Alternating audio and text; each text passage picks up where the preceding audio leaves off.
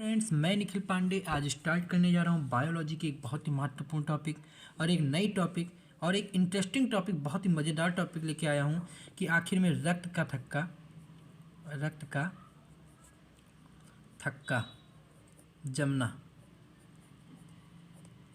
आखिर में ये रक्त का थक्का क्यों जमता है, क्या कारण होते हैं रक्त का थक्का जमने के लिए।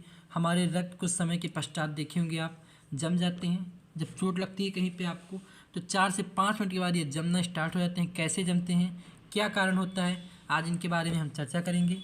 रक्त का थक्का जमना जिसे हम इंग्लिश में नाम देते हैं clotting of blood, clotting of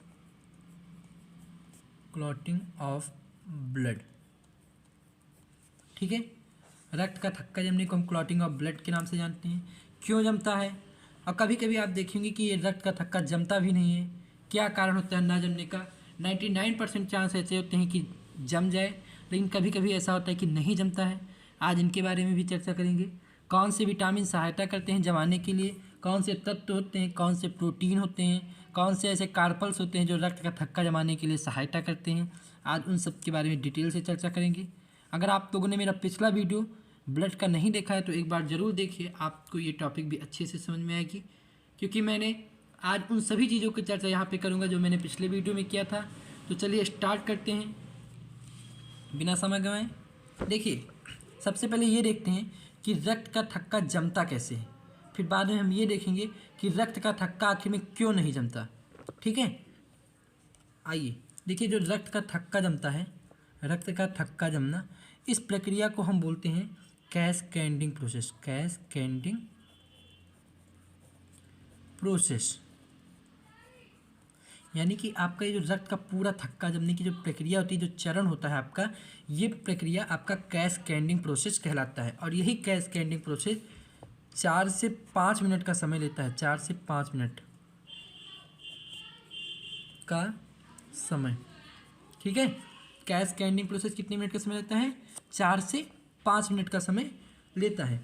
तो देखिए, सबसे पहले क्या होता है इसमें, पहला चरण होता है कि ब्लड हमारा जो होता है थ्रोम्बोसाइट, आप थ्रोम्बोसाइट जानते हैं, थ्रोम्बोसाइट यानी कि जिसे हम प्लेटलेट के नाम से जानते हैं, प्लेटलेट। मुझे उम्मीद है कि आप लोगों ने ये पढ़ा। अगर आपने नहीं पढ़ा तो एक बार प्लीज़ आप जाके पिछला वीडियो देखिए ब्लड का, आपको ये समझ में आ जाएगा। देखिए, थ्रोम्बोसाइट जिसे हम प्लेटलेट कहते हैं, ये तुरंत ही वायु के संपर्क में आता है। वायु यानी कि हवा के संपर्क में आके आपका बना लेता है थ्रोम्बोप्लास्टिन। क्या बना लेता है, थ्रोम्बोप्लास्टिन। ठीक है, थ्रोम्बोसाइट तुरंत वायु के संपर्क में आके क्या बना लेता है आपका थ्रोम्बोप्लास्टिन। और थ्रोम्बोसाइट क्या होता है, प्लेटलेट।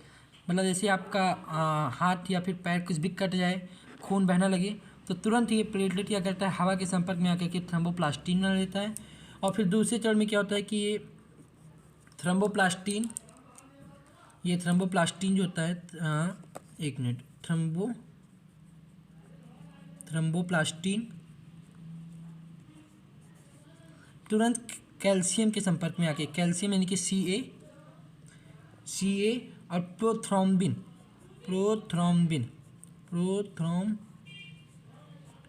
ठीक है, थ्रोम्बोप्लास्टिन कैल्शियम प्लस प्रोथ्रोम्बिन के तुरंत संपर्क में आकर के आप क्या बना लेता है ये थ्रोम्बिन।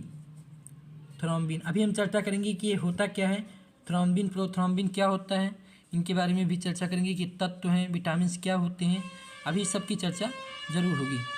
पहले ये समझ लेते हैं कि आखिर इसका प्रोसेस क्या होता है जमने का। तो ये थ्रोम्बोप्लास्टिन और प्रोथ्रोम्बिन और कैल्शियम, ये तीनों मिलकर के तुरंत बना लेते हैं थ्रोम्बिन। ठीक है, और फिर तुरंत ये थ्रोम्बिन, तीसरा होता है कि तुरंत ही ये थ्रोम्बिन जो होता है आपका थ्रोम्बिन फाइब्रिनोजेन के संपर्क में आकर के, किसके, फाइब्रिनोजेन, ये तुरंत ही आपका फाइब्रिनोजेन के संपर्क में आकर के क्या बनाता है, फाइब्रिन बना लेता है। ये क्या बना लेता है, फाइब्रिन। देखिए, ये बना लेता है फाइब्रिन। ठीक है, थ्रोम्बिन तुरंत फाइब्रिनोजेन के संपर्क में आके क्या बना लेता है, फाइब्रिन बना लेता है। और यही फाइब्रिन क्या करता है, एक जालीनुमा संरचना जाके बाहरी हिस्से पे बना लेता है, जहाँ पे चोट लगी होती है।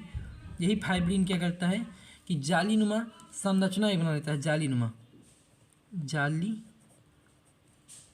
नुमा, और यही जालीनुमा संरचना बना देता है। इसमें आ जाते हैं आपके आरबीसी, डब्ल्यूबीसी और प्लेटलेट, यानी कि कणिकाएँ आ जाती हैं, कणिकाएँ। और कणिकाएँ क्या होती हैं, जैसे कि हमने बताया था पिछली वीडियो में कि आरबीसी, डब्ल्यूबीसी और यही प्लेटलेट्स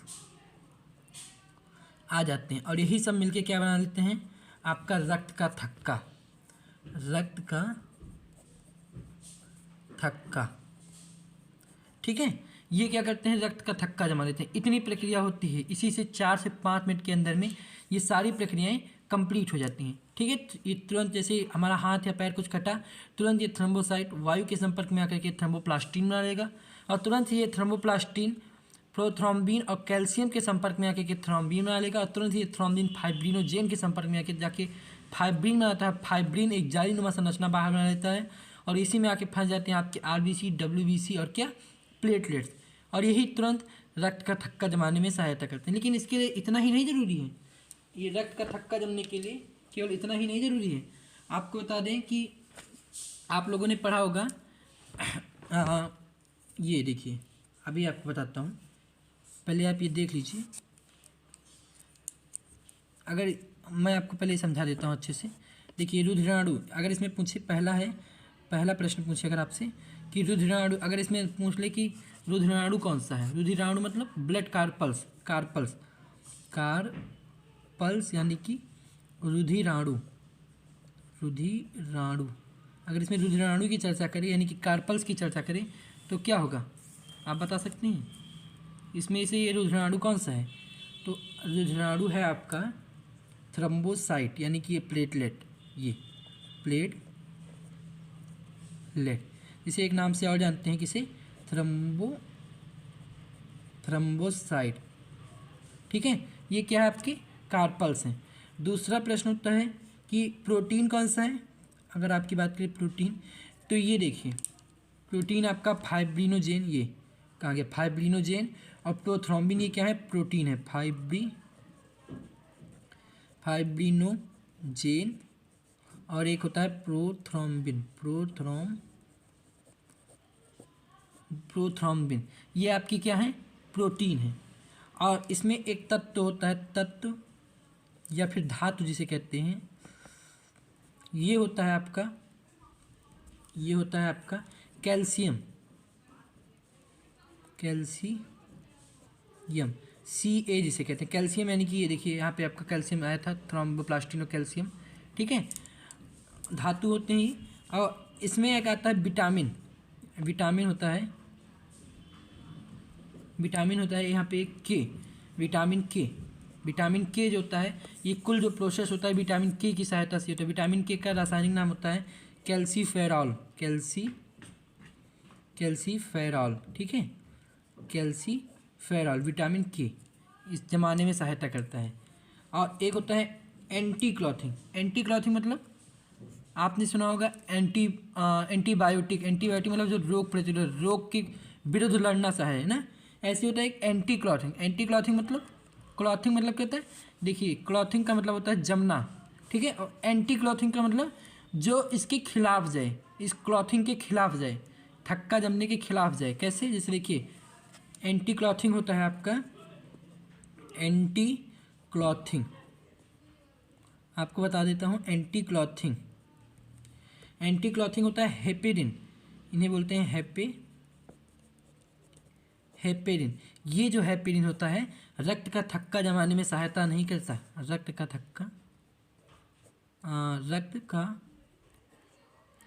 थक्का जमाने में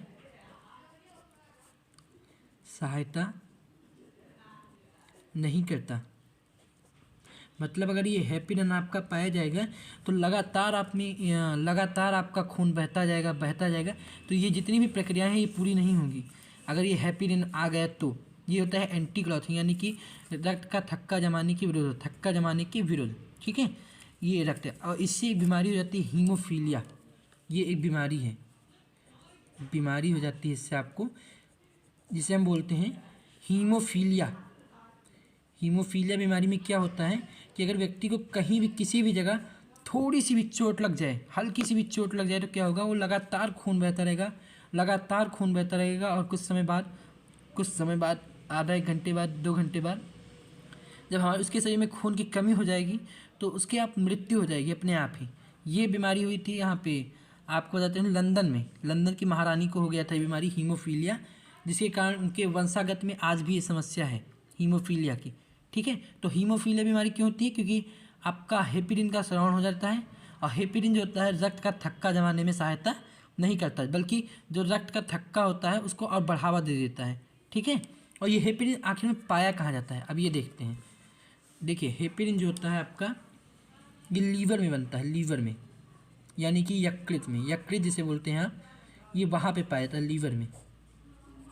ठीक है, ये लीवर में यही हेपेरिन ये आपका ये हेपेरिन बनता है।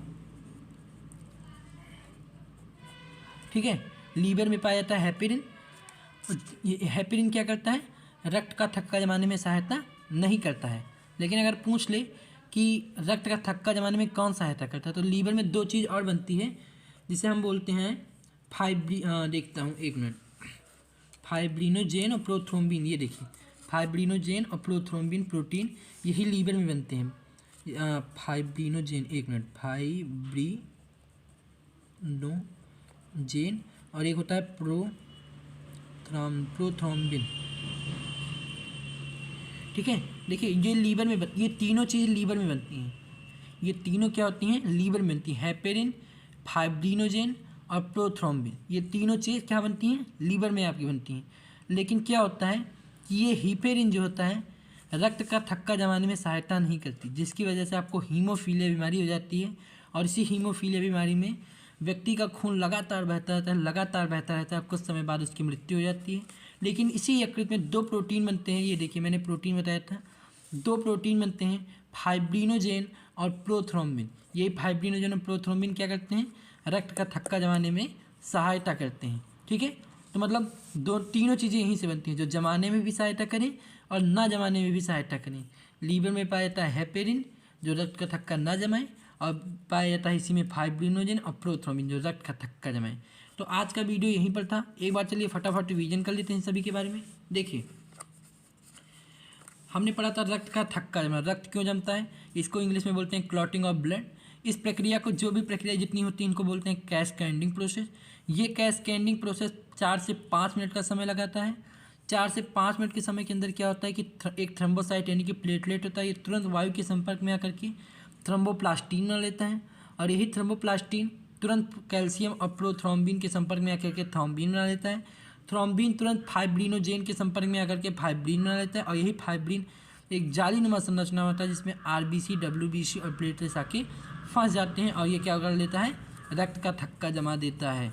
ठीक है, अब देखिए अब बात करें कि इसमें रुधिराणु कौन सी प्लेटलेट क्या होते हैं, तो प्लेटलेट जो है आपका एक प्रकार का कार्पल्स है। ठीक है, कौन सा कार्पल? Blood carpals.